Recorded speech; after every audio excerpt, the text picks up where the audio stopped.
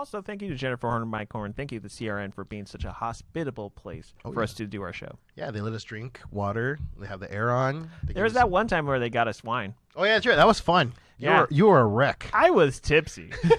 I had nothing to eat, and I was going so F. You're just like twice. You're like an Instagram model going live.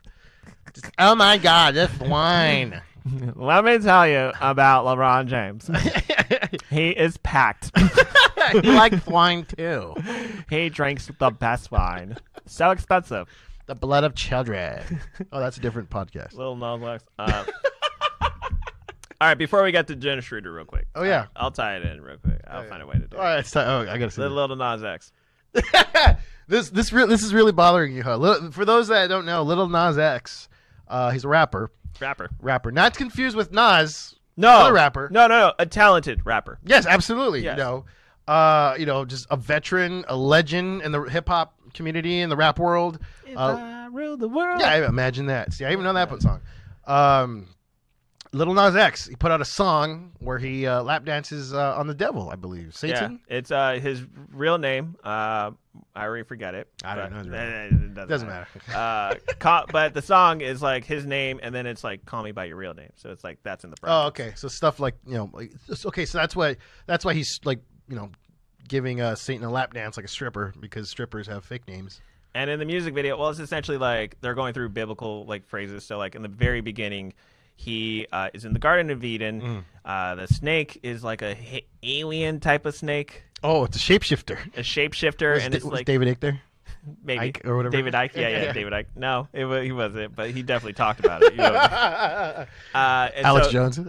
He kissed him, and then he becomes a part of the earth in a way. I forgot the translation of that. I watched Ralph Smart break it down. And have you ever seen Ralph Smart? No. Who's that? He's infinite waters, diving deep. He's this black guy that has the most positive energy. It's that's great. Woo, Lil Nas X. I'm gonna talk it. If you watch the review, it's hilarious. Oh, dude, you gotta send this to me.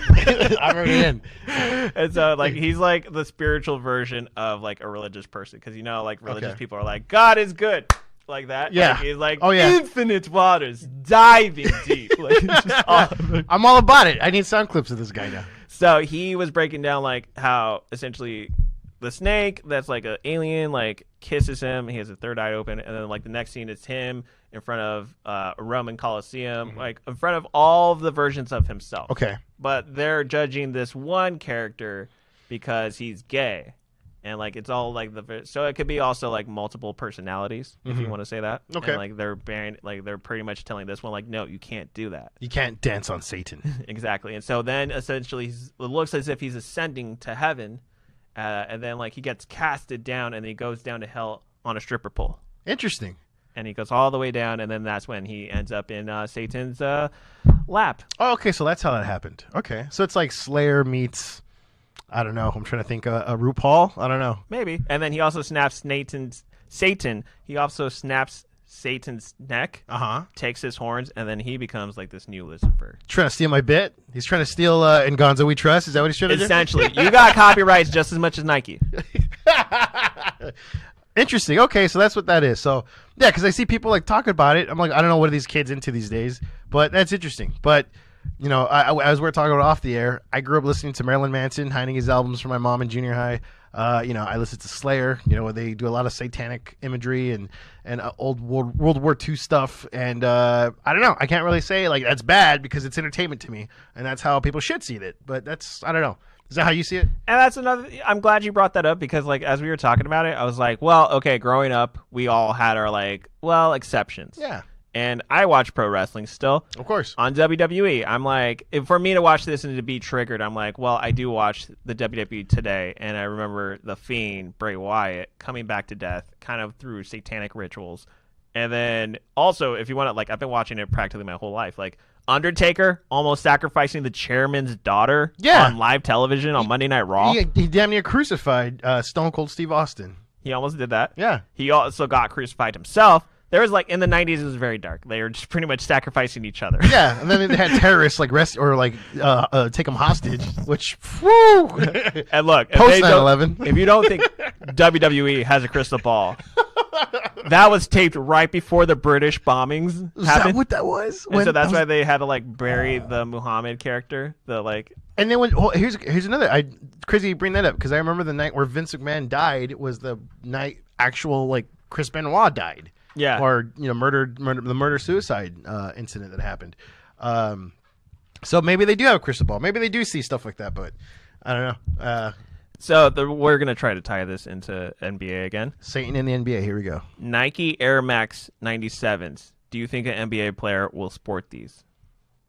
Of the new ones, the new shoes? The Lil Nas X. Because they are Nike Air Max 97s. They're custom edition. Like, can you see a sneakerhead like PJ Tucker sporting these? Doesn't that violate the Magic Johnson rule? Does it? Drop of blood in the shoe, can't have blood in the court.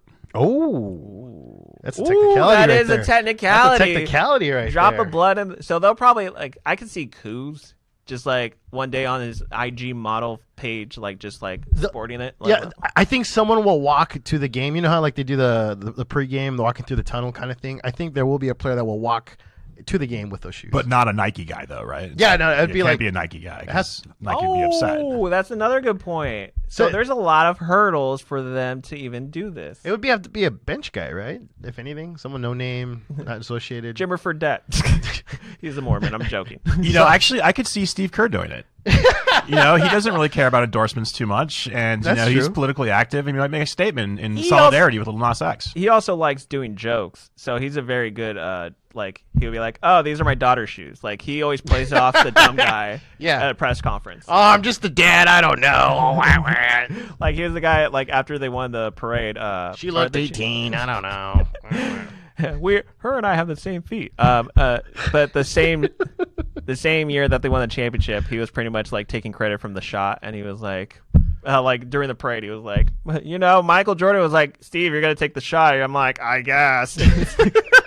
Like that's how hilarious this guy is. Okay, so most likely he will wear the blood shoes.